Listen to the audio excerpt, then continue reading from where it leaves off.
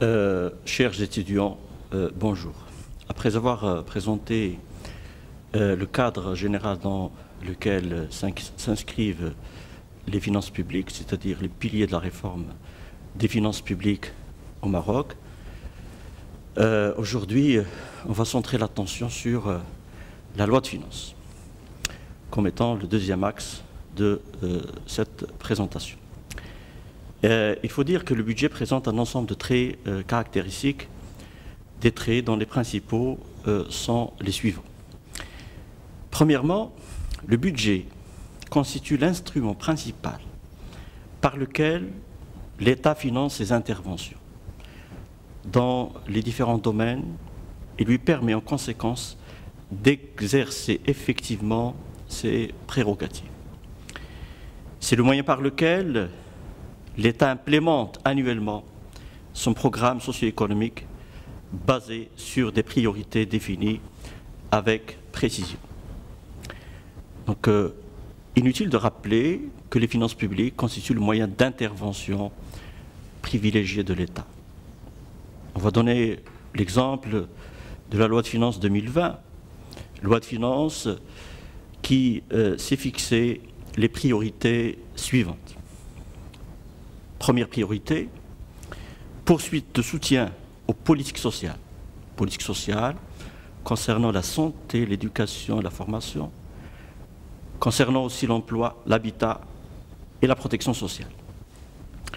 Deuxième priorité de la loi de finances 2020, priorité qui témoigne de cette tendance à assurer un certain équilibre social.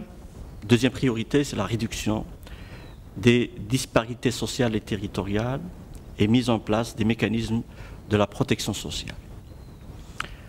Troisième priorité, impulsion d'une nouvelle dynamique à l'investissement et au soutien de l'entreprise. Bien sûr, dynamique de l'investissement et soutien de l'entreprise, soit à travers l'investissement public, et on sait bien que le montant global de l'investissement public est important, il avoisine les 195 milliards de dirhams, soutien de l'entreprise à travers un ensemble de moyens, dont notamment les incitations fiscales. On reviendra par la suite sur le rôle des dépenses fiscales en matière de promotion de l'investissement, donc de l'entreprise. Deuxième trait caractéristique, le budget, en raison de son importance, se trouve balisé aux différentes étapes de son élaboration et de son exécution par un cadre juridique extrêmement dense. Donc, en matière de finances publiques, il y a un cadre juridique extrêmement dense. Ce cadre touche l'ensemble de l'arsenal disponible, depuis le sommet représenté par la Constitution jusqu'à la base constituée par les circulaires administratives, en passant par les lois organiques, les lois ordinaires, les décrets du chef du gouvernement et les arrêtés ministériels. Plus concrètement, le cadre juridique de la loi de finances au Maroc comprend principalement les textes suivants. Il y a d'abord la Constitution, ensuite il y a la loi organique relative à la loi de finances et la loi numéro 133 qui constitue, comme on l'a vu la séance précédente, le couronnement des réformes budgétaires entreprises au Maroc, réforme qui se base, comme on l'avait déjà dit, et c'est nécessaire de le rappeler, sur la performance, mais aussi sur la transparence et sur la reddition des comptes. Il y a troisième texte juridique, il y a le décret relatif à l'élaboration et à l'exécution des lois de finances. Décret qui a été édité le 15 juillet 2015. Il y a aussi le décret royal portant règlement général de comptabilité publique. Bien sûr, c'est le décret du 26 avril 1967, mais il faut voir la version de janvier 2019.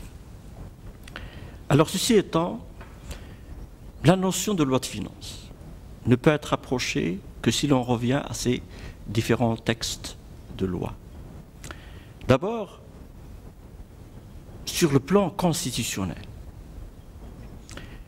Dans la constitution du 1er juillet 2011, c'est la constitution du Royaume du Maroc, on recense 3 articles dédiés aux lois de finances. 3 articles. L'article 75 qui dispose, et je cite, « Le Parlement vote la loi de finances déposée par priorité devant la Chambre des représentants dans les conditions prévues par une loi organique. » Nous comprenons ici que la Constitution cite la loi de finances et précise que cette loi est votée par le Parlement et qu'elle est déposée par priorité devant la Chambre des représentants. Mais les conditions seront précisées dans une loi organique qui va apparaître en 2015. L'article 76 de la Constitution précise que le gouvernement soumet annuellement au Parlement une loi de règlement de la loi de finances au cours du 2e exercice qui suit celui de l'exécution de la dite loi de finances. Donc nous comprenons ici qu'il y a une 2e loi de finances, c'est la loi de règlement. Donc il faut savoir que la Constitution a aussi un volet qui est réservé aux finances publiques. Une façon de dire que les finances publiques représentent un moyen très important d'interventionnisme public. Il y a un 3e article de la Constitution, l'article 77, qui dispose que le Parlement et le gouvernement veillent à la préservation de l'équilibre des finances de l'État. Nous l'avons relevé durant la dernière séance. Donc, et le Parlement et le gouvernement sont responsables de l'équilibre des finances de l'État. Le gouvernement peut opposer de manière motivée l'irrecevabilité à toute proposition ou amendement formulée par les membres du Parlement lorsque leur adoption aurait pour conséquence par rapport à la loi de finances soit une diminution des ressources publiques, soit la création, l'aggravation d'une charge publique. Donc toute proposition émanant du Parlement entraînant une augmentation des dépenses publiques et ou une baisse des ressources publiques sera irrecevable. Irrecevable. Alors voilà le premier texte de loi qui, bien sûr, parle, présente et fait allusion donc aux finances publiques. Deuxième texte de loi, c'est la loi organique relative à la loi de finances que j'ai citée tout à l'heure, qui est considérée comme étant une véritable constitution financière. La loi organique numéro 173, dans son article 1er, définit la loi de finances comme suit. Donc si on veut une définition de la loi de finances, il faut revenir à la loi organique. C'est une loi qui va organiser les finances publiques. Une loi organique qui a été citée aussi dans la Constitution. Comment cette loi organique définit-elle la loi de finances? Dans son article 1, l'article 1er. La loi de finances détermine pour chaque année budgétaire la nature, le montant et l'affectation de l'ensemble des ressources et des charges de l'État, ainsi que l'équilibre budgétaire et financier qui en résulte. Donc, c'est une loi qui détermine la nature, le montant, l'affectation de l'ensemble des ressources et des charges de l'État, mais pour une année budgétaire. Alors, cette loi de finances, comme le précise la loi organique, tient compte de 2 éléments essentiels. Dans son élaboration, il faut prendre en considération, 1, la conjoncture économique et sociale qui prévaut au moment de sa préparation. Il faut savoir une chose, que la loi de finances de l'année N est préparée pendant l'année N-1. Et donc, c'est en fonction de la conjoncture de l'année N-1 et bien sûr des prévisions pour l'année N que l'on établit la loi de finances. Donc, elle tient compte de cette conjoncture, mais aussi, deuxièmement, elle tient compte des objectifs et des résultats des programmes qu'elle détermine. Notez bien les programmes que nous avons explicités la dernière séance. Il faut préciser également que la loi de finances est structurée autour de 3 composantes. lorsqu'on parle de loi de finances, il y a trois éléments, trois parties. Le budget général de l'État, les budgets des services de l'État gérés de manière autonome, et troisièmement, les budgets des comptes spéciaux du Trésor. Alors il y a trois composantes de la loi de finances, mais le budget général de l'État est l'épine dorsale de la loi de finances. Comment on va prouver, argumenter ça à travers les chiffres? Alors en termes de chiffres, et si je prends la loi de finances 2020, en comparant entre les différentes composantes, nous trouvons que le budget général, c'est la partie la plus importante. C'est ainsi que les dépenses du budget général de l'État sont aux environs de 300 milliards de dirhams. Les dépenses des comptes spéciaux du Trésor sont aux alentours de 90 milliards de dirhams. Alors que les dépenses des SEGMA, services de l'État gérés de manière autonome, sont d'environ 2,3 milliards de dirhams. Ça montre l'importance du budget général de l'État. Alors le budget général de l'État, qui comprend à la fois les recettes et les dépenses, nous reviendrons en détail prochainement à ce budget général de l'État et aux autres composants. Mais c'est quoi les comptes, en quoi consistent les comptes spéciaux du Trésor? Ce sont des comptes distincts du budget général et qui ont pour objet 1. De décrire des opérations qui, en raison de leur spécialisation ou d'un lien de cause à effet réciproque entre la recette et la dépense, ne peuvent être commodément incluses dans le cadre du budget général. Donc ça contient des opérations qui ne peuvent pas être incluses dans le budget général. 2. Soit ce sont des comptes qui ont pour objet aussi de décrire des opérations en conservant leur spécificité et en assurant leur continuité d'une année budgétaire sur l'autre. Et 3. Ce sont des comptes qui consistent à garder trace, sans distinction d'année budgétaire, d'opérations qui se poursuivent pendant plus d'une année. Mais ce sont des comptes relatifs à des opérations particulières. Ce sont des comptes spéciaux. Selon l'article 27 de la loi organique relative à la loi de finances, les comptes spéciaux du Trésor sont classés en 5 catégories. D'abord, il y a les comptes d'affectation spéciale. Et nous connaissons beaucoup de comptes tels que le fonds de soutien à l'INDH, l'Initiative nationale pour le développement humain, le fonds de développement agricole, etc. Bon, ça c'est la première catégorie. La deuxième catégorie, c'est les comptes d'adhésion aux organismes internationaux, les comptes de financement, troisième catégorie. Quatrième catégorie, les comptes d'opération monétaire. Et cinquième catégorie, les comptes de dépenses sur dotation. Les comptes spéciaux du Trésor sont créés et supprimés par une loi de finances. C'est la loi de finances qui a la possibilité de les créer, et c'est la loi de finances qui peut les supprimer. Mais en cas d'urgence, des CST peuvent être créés en cours d'année budgétaire par décret conformément à l'article 70 de la Constitution. C'est-à-dire, une loi de finances peut être adoptée, exécutée à partir du 1er janvier, mais en cours de l'exécution de la loi de finances de l'année N, il y a une urgence. Alors cette urgence peut exiger la création d'un compte spécial de trésor. Donc, on va donner ici un exemple, c'est l'exemple de la conjoncture actuelle, qui est relatif à la conjoncture actuelle, le fonds spécial pour la gestion de la pandémie du coronavirus, la Covid-19. C'est un compte qui a été créé sous les hautes directives, les hautes instructions de Sa Majesté le roi Mohamed VI, bien sûr pour faire face aux effets économiques et aux effets sociaux de cette pandémie. Donc, pour vous dire que les finances publiques interviennent aussi en cas d'urgence, d'où l'importance que je ne cesse de répéter, l'importance des finances publiques comme étant un moyen d'action important, un moyen important d'action de l'État en matière économique et sociale.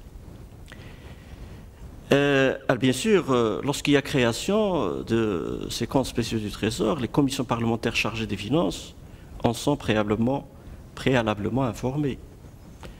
Bien sûr, ces décrets doivent être soumis au Parlement pour ratification dans la plus prochaine loi de finances.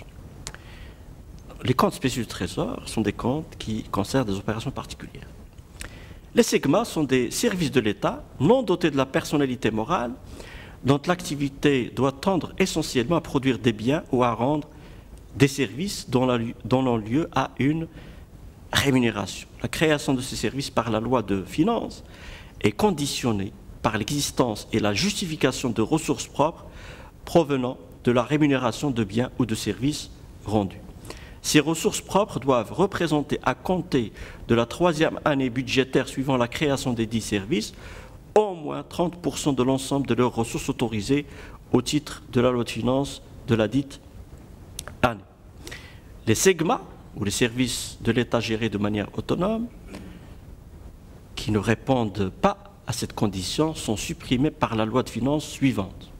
Là, c'est l'article 21 de la loi organique relative à la loi de finances. L'insuffisance des recettes propres des SEGMA est compensée par le versement de subventions d'équilibre du budget général afin de couvrir leurs dépenses d'exploitation et d'investissement. Alors, on va donner quelques exemples de SEGMA, de services de l'État gérés de manière autonome. Il y a les centres hospitaliers provinciaux et régionaux. Il y a les centres régionaux d'investissement, etc. Donc ça, lorsqu'on approche la loi de finances, on comprend qu'il y a d'abord le budget général de l'État, il y a les comptes spéciaux du Trésor, il y a les SEGMA.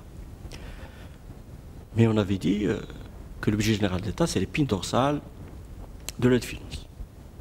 Et l'article 1 définit cette loi de finances comme un document qui détermine la nature, le montant des ressources et des dépenses. L'article 2 précise, au sens de la présente loi organique, on entend par loi de finances, 1. La loi de finances de l'année, 2. Les lois de finances rectificatives, et 3. La loi de règlement de la loi de finances. Donc, la loi de finances existe sous 3 types. Il y a la loi de finances de l'année, qu'on appelle la loi de finances initiale. 2. La loi de finances rectificative, qu'on va définir tout à l'heure. Et enfin, vous avez la loi de règlement. Quant à l'article 3, la loi de finances de l'année prévoit, évalue, énonce et autorise pour chaque année budgétaire l'ensemble des ressources et des charges de l'État par référence à la programmation budgétaire prévue à l'article 5 de la loi organique relative à la loi de finances. Donc c'est une loi qui prévoit la loi annuelle, la loi de finances de l'année, la première catégorie de loi de finances, prévoit, donc la loi de finances n'est rien d'autre qu'un ensemble de prévisions, évalue, donne la valeur, énonce, cite et autorise, donne l'autorisation à qui? Au gouvernement de collecter des ressources et d'effectuer des dépenses, bien sûr en relation avec une programmation budgétaire. Rappelez-vous le rôle des programmes dans la logique de performance. Il n'y a pas de dépenses publiques, il n'y a pas d'action par les finances publiques sans programmation budgétaire. L'article 5 dispose, et je cite, « La loi de finances de l'année est élaborée par référence à une programmation budgétaire triennale actualisée chaque année en vue de l'adapter à l'évolution de la conjoncture financière, économique et sociale du pays. » Alors, lorsqu'on établit une loi de finances, il y a une loi de finances avec une programmation sur 3 ans. Par exemple, pour la loi de finances 2021, il y aura une programmation triennale pour 2021, 2022 et 2023. Et d'ailleurs, il y a la circulaire du chef du gouvernement qui a été adressée dernièrement aux différents responsables, les incitant à établir leur programmation budgétaire triennale accompagnée d'indicateurs de performance pour les années 2021, 2022 et 2023. Donc il y a une programmation triennale actualisée. C'est-à-dire que chaque année, on fait glisser la loi de finances avec cette programmation à l'année, bien sûr, suivante. Pour 2022, il y aura la programmation triennale pour 2022, 2023 et 2024. Cette programmation vise notamment à définir, en fonction d'hypothèses économiques et financières réalistes et justifiées, l'évolution sur 3 ans de l'ensemble des ressources et des charges de l'État. Donc, la programmation s'appuie sur des hypothèses économiques et financières réalistes et justifiées. On va le voir lorsqu'on va présenter les détails de la loi de finances 2020, que la loi de finances 2020 s'est basée sur un ensemble d'hypothèses. Il y en a 4. Un taux de croissance économique à 3,7%, un déficit budgétaire à contenir dans la limite de 3,5% du PIB, un prix de la tonne du gaz butane à $350 la tonne et un taux d'inflation de moins de 2%. Donc ces hypothèses ne sont pas dictées à partir du vide. Donc ce sont des hypothèses qui doivent être réalistes et justifiées. Alors pour le projet de loi de finances 2021, comme je viens de le dire, il y a la circulaire du chef du gouvernement concernant la préparation de propositions relatives à la programmation budgétaire triennale pour la période 2021-2023, appuyée par des objectifs et des indicateurs de performance. Alors ça, c'est pour la loi de finances initiale. On a dit, selon la loi organique, il y a 3 types de lois de finances, la loi de finances initiale, mais aussi il y a la loi de finances rectificative. Qu'est-ce que la loi de finances rectificative? C'est la loi de finances qui vient rectifier les dispositions de la loi de finances initiale. Elle intervient dans plusieurs cas. Quand est-ce qu'il y a la loi de finances rectificative? Lorsqu'il y a un ensemble d'événements. Principalement, et premièrement, lorsqu'il y a changement de majorité au Parlement. Changement pouvant conduire à un infléchissement en matière de politique publique. Changement de politique publique. Et donc changement de l'action publique par les finances de l'État. Deuxième élément pouvant justifier une loi de finances rectificative, ce sont les modifications de conjoncture économique financière impactant l'équilibre financier. Par exemple, forte sécheresse, déséquilibre économique provoqué par une crise, flambée du prix du gaz butane, flambée du prix des céréales, etc. Et bien sûr, tout événement pouvant entraîner un changement radical, aussi bien en matière de dépenses qu'en matière de recettes. Une loi de finances rectificative a pour but de corriger à la hausse ou à la baisse les dépenses et les recettes prévues en loi de finances initiale. Cette loi de finances rectificative est votée en cours d'année. Elle modifie les dispositions de la loi de finances initiale compte tenu de l'évolution de la conjoncture économique et financière. Concernant ces lois de finances rectificatives, et selon l'article 4, seules des lois de finances rectificatives peuvent en cours d'année modifier les dispositions de la loi de finances de l'année. C'est-à-dire que le gouvernement n'a pas le droit de modifier radicalement les dispositions relatives aux dépenses et aux recettes sans qu'il y ait autorisation parlementaire. Et cette autorisation ne peut être faite qu'à travers des lois de finances rectificatives. Alors, loi de finances initiale, loi de finances rectificative, troisième type de loi de finances, la loi de règlement. Alors, la loi de règlement, c'est une loi qui constate l'exécution de la loi de finances. Rappelez-vous, on avait dit la reddition des comptes, un des piliers de la réforme des finances publiques. L'État doit rendre compte, et pour rendre compte, il faut établir une loi de règlement. La loi de règlement constate l'exécution de la loi de finances. Selon l'article 64 de la loi organique relative à la loi de finances, la loi de règlement de la loi de finances constate et arrête le montant définitif des recettes encaissées, des dépenses dont les ordonnances sont visées, se rapportant à une même année budgétaire, et arrête le compte de résultat de l'année. La loi de règlement approuve le compte de résultat de l'exercice de l'année concernée, établi à partir des recettes et dépenses constatées conformément aux dispositions de l'article 32 de la loi organique relative à la loi de finances. C'est une loi de règlement qui établit donc une comparaison entre les prévisions et les réalisations. Les prévisions en termes de recettes et les donc une comparaison entre les prévisions et la réalisation en termes de recettes, mais aussi les prévisions et la réalisation en termes de dépenses. Elle affecte au bilan le résultat comptable de l'exercice. Le cas échéant, la loi de règlement de la loi de finances 1. Ratifie les crédits supplémentaires ouverts conformément aux dispositions de l'article 60 de la loi organique relative à la loi de finances.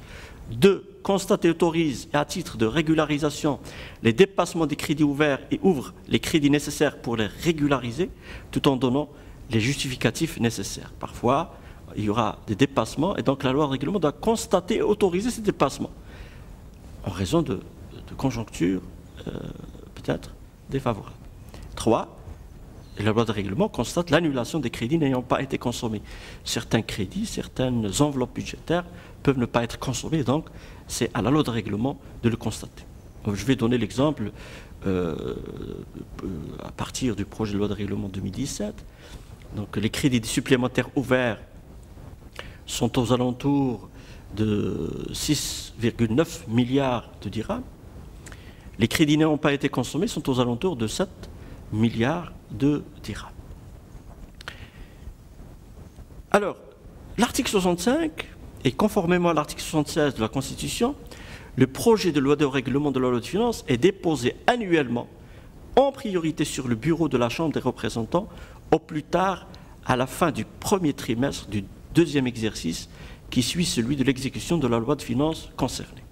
C'est-à-dire que, comme on prépare un projet de loi de finances, on prépare aussi un projet de loi de règlement. Et ce projet a une date limite dans laquelle il faut donc déposer le projet de loi organique. Cette date, c'est au plus tard la fin du premier trimestre du deuxième exercice qui suit celui de l'exécution de la loi de finances concernée. Par exemple, pour la loi de finances 2018, la loi de règlement doit être déposée, le projet de loi de règlement doit être déposé au plus tard à la fin du premier trimestre de l'année 2020. Donc, premier trimestre du deuxième exercice. Premier exercice qui suit, c'est 2019. Deuxième exercice qui suit, c'est 2020. Et donc, ce sera la fin du premier trimestre 2020. L'article 66, le projet de loi règlement de la loi de finances est accompagné du compte général de l'État, appuyé du bilan et des autres états financiers, d'une annexe relative aux crédits supplémentaires ouverts, du rapport annuel de performance élaboré par le ministère chargé des Finances. Ce rapport constitue la synthèse et la consolidation des rapports de performance élaborés par les départements ministériels et institutions. Du rapport sur les ressources affectées aux collectivités territoriales et enfin du rapport d'audit de performance. Le rapport sur l'exécution de la loi de finances et la déclaration générale de conformité entre les comptes individuels des comptables et le compte général du royaume sont communiqués par la Cour des comptes au Parlement. Donc vous voyez l'intervention de la Cour des comptes sur laquelle nous reviendrons lorsqu'on évoquera la question du contrôle de la loi de finances. Donc une copie doit être transmise au gouvernement. Après avoir défini les lois de finances et présenté leur structure, donc la loi de finances comprend 3 parties: budget général de l'État, les comptes spéciaux du Trésor et les SECMA. Il y a 3 types de lois de finances: loi de finances initiale, loi de finances rectificative et loi de règlement. On va passer à la délimitation du contenu des lois de finances, ou ce qu'on appelle la prohibition des cavaliers budgétaires. Les cavaliers budgétaires. Qu'on n'a pas le droit de mettre tout ce qu'on veut dans la loi de finances, afin d'éviter de surcharger indûment la loi de finances de dispositions n'ayant pas de rapport direct avec son objet principal. La loi organique des finances a tenu à en délimiter le contenu par la prohibition de ce qu'on appelle les cavaliers budgétaires. Que signifient les cavaliers budgétaires? Les cavaliers budgétaires signifient toute disposition insérée à l'initiative du gouvernement ou à l'initiative du Parlement dans une loi de finances et qui n'a pas de rapport avec l'objet de cette loi. On n'a pas le droit de mettre une disposition, d'insérer une disposition de la loi de finances qui ne se rapporte pas aux finances publiques, Par exemple, on ne va pas intégrer une disposition relative, si vous voulez, à un accord de libre-échange ou à une disposition relative au droit pénal. Ainsi, l'article 6 de la loi organique relative à la loi de finances délimite le contenu de la loi de finances et prévoit que les lois de finances ne peuvent contenir que des dispositions concernant les ressources et les charges ou tendant à améliorer les conditions de recouvrement des recettes et le contrôle de l'emploi des fonds publics. Donc la loi organique, dans son article 6, est claire. La loi de finances ne peut contenir que des dispositions relatives aux ressources et aux charges publiques, que des dispositions qui tendent à améliorer les conditions de recouvrement des recettes, les conditions de collecte des recettes, mais aussi de contrôle de l'utilisation de l'argent public. L'article 56 de la loi organique relative à la loi de finances dispose que, conformément au deuxième alinéa de l'article 77 de la Constitution, le gouvernement peut opposer de manière motivée l'irrecevabilité à des articles additionnels ou amendements ayant pour objet soit une diminution de ressources publiques, soit la création, l'aggravation d'une charge publique. Comme je l'ai dit tout à l'heure, j'ai dit aucune proposition, aucun article additionnel, aucun amendement n'est recevable lorsque cette proposition, cet amendement ou ces amendements entraînent soit une diminution des ressources de l'État, soit la création ou l'aggravation d'une charge publique, c'est-à-dire la création de dépenses supplémentaires ou l'accroissement de ces dépenses publiques. Aussi, l'article 56 de la loi organique relative à la loi de finances, encadrant le droit d'amendement parlementaire, conformément au deuxième alinéa de l'article 77 de la Constitution, stipule que tout autre article additionnel ou amendement doit être justifié. Cette disposition qui exige la justification des additions ou amendements, 1. Implique la démonstration de leur rapport avec les objectifs de la loi de finances, 2. Limite ainsi la prolifération des cavaliers budgétaires. Donc, dans cette séance, nous avons présenté les traits caractéristiques de la loi de finances, nous avons présenté la structure de la loi de finances. Donc la loi de finances se compose du budget général, des comptes spéciaux et des segments, mais aussi qu'il existe 3 types de loi de finances: la loi de finances initiale, la loi de finances rectificative ou les lois de finances rectificatives et la loi de règlement. La prochaine séance sera réservée aux principes budgétaires. Merci pour votre attention.